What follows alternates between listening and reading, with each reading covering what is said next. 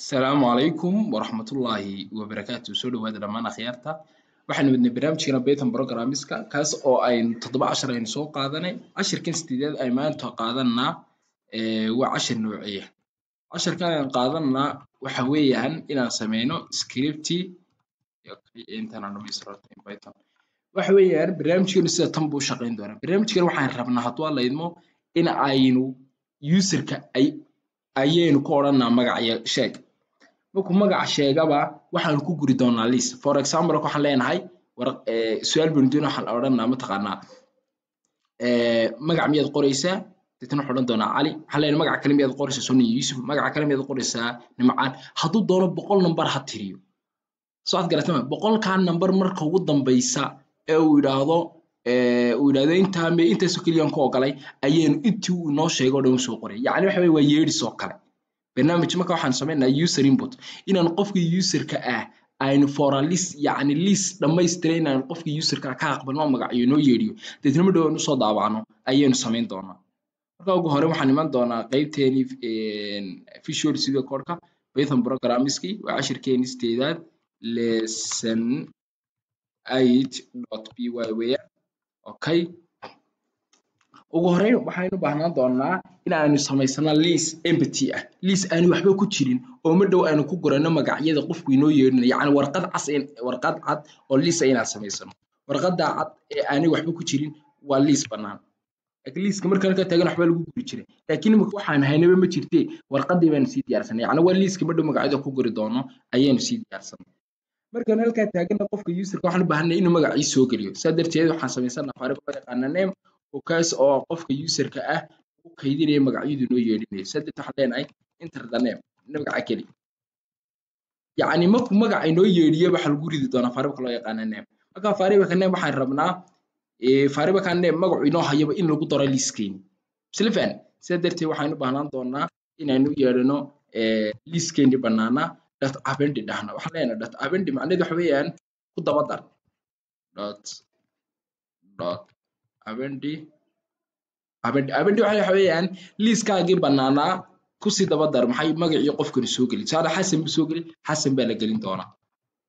ismaan soo galiye ismaan baa la gelin doonaa markaan halka taaganahay waxaad arkaysaa userkii in hal mar kaliya la weydiin doono haddii la idmo in uu wax diiwaan geliyo maadaama rabno ilaa maanta in lagu celceliyo waxaan u baahanaa wixii loo yaqaan weyliyo sadarteed halka name-ka ka sareysa qofka inta lagu waxaan rabnaa mar walba in lagu celiyo sadarteed weyl true baan halka adeegsan doonaa weyl true waxay noo saamicaysaa qofka in hal mar wax ka badan la weydiiyo magaciisi magac la weydiiyo dadna uu geliyo dadna list-ka lagu daba daray markii la weydiiyo list-ka lagu daba daray markii la weydiiyo list-ka lagu daba dhigay waxaan u baahanahay marka halka taaganahay inaan qofkii choice siino oo hadduu qofku yiraahdo intaas ku joojiyay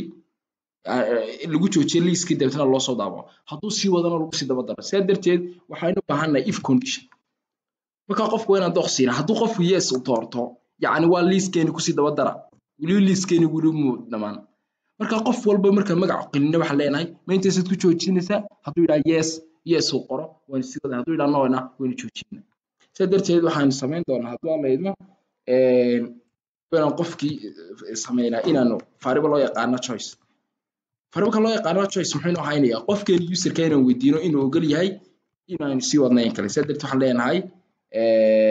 enter another name waan dhihi karaynaa okay enter another name magac kale geli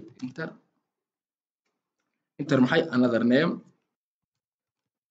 magac kale ma gelin rabtaa marka hadduu yiraahdo yes qof hadduu yiraahdo yes iyo no yacni isaga labadaas kala doon doona yes iyo no okay inta habeen ugu daa okay yacni waxa weeyaan qofka si magac labaad uu geliyo are you want yaad rabtaa qofku inuu su'aalahan dhigo ama waxa do you want miyaa rabtaa to add another name magac kale miyaa rabtaa inaad ku dartid in our list-keeni yaad rabtaa inaad magac kale ku daba dartid hadduu qofku yes uu taabto way yacni ha yaraado ama ha weynaato way diyo yacni wili list-keeni diiwaangelinta ba socota hadduu enter tana ha yaraato ama ha weynaatee waxa sii socota waa la joojiyay diiwaangelinta sadeed waxaan if haddii choice of variable-kii uu haynayo qofku wuxuu doortay dot maxay baan leenahay case for sidoo doona ha u qoraa ama yes ta weynay ama ha yareeyo yani wayda ha yareeyo ama way for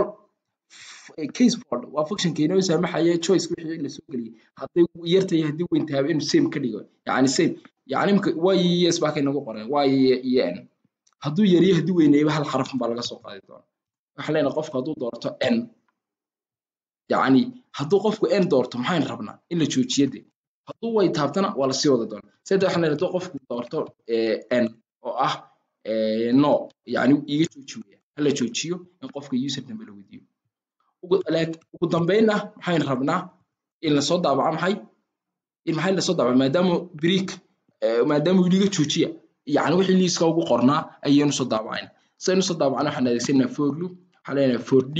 daas waxay u taagan tahay in data oo liiskeen ugu dambeynna print waxaan soo daabaci doonaa waxaan soo daabaci doonaa d for loop kan wuxuu noo saamaxay dadka for loop ta ka tagno waan dhahno print waxaad soo daabacdaa data oo liiskeen soo daabac maxaa dhici doona balan isla aragno horta isla arag inta for loop ka sababta nagu baahanaysan ku internet magaca kali marka yaraan qurxiyo internet magaca kali baa qofka lagu oran doonaa qofka maxaa lagu oran doonaa magacii kali baa la oran doonaa fiirso waxa la internet magaca kali magaca kooda wuxuu wax xabsan waxa lagu yiri do you want to add another magaca kale miyaa rabtaa yes baa leen ha waan sii wadayna okay wayda hadan yari hadii weynayna bas ku mid magaca kale miyaa qoraysaa Axmed magaca kale miyaa rabisa ha liiskeeni waa lagu daba daray okay Saleebaan magaca kale sidoo darasa yes magaca kale ma qoraysaa Abdi Asiis magaca kale miyaa qoraysaa yes magaca kale Huda magaca kale inta bay noogu daaba haddii imka noo idhaado wala joojinay waxaan la soo daabici doonaa waxaan la soo daabici doonaa liiskeeni intii ku guda jirtay oo ah Axmed iyo Xafsa iyo Axmed iyo Saleebaan iyo Abdi Asiis iyo Huda smart maxaa loo soo daabici waay sababta loo soo daabici waay waxa kala ma ahe for loop bayna adeegsan marka for loop arrinka ma dhaweyno saameysan waxa soo daabici sidoo waxaan leenahay for data ma qornay waxa leeyahay for d oo data taagan for d oo in data taagan ma dhaweyno print wala leeyahay waxa la soo daabaco d waaweynta aan isla aragno hadoo la imka dib u horreeyna magaca labaad galiya waxaan dhahnaa waa magaca waxa la yaqaanaa Saleebaan biyaad si wadaysan yes magac walo aynu qorno waxa lagu dari doonaa magac walo aan qori doono waxa lagu dari doonaa liiskeeni banaana magaca kalimaad qoraysaa ha Xafsa magaca kalimaad qoraysaa yes enter the name magaca kalimaad gelinaysaa okay magaca kale gelinaa magac loo yaqaan Muqtaar okay imika afarta baan rabnaa liiska ku dir imika hadan dhaano no xarafka weyn aan ka dhigna n sida loo rabo weynaynu gelino inta waxa la hal weyniyo hadan ka nooda weynino waxa loo soo dari doonaa afartii qof magacadoodii oo Axmed iyo Saleebaan iyo Xafsa iyo Muqtaar Saleebaan tan doona hadal yar oo qurxinayaan ku horeysiino waxa leenahay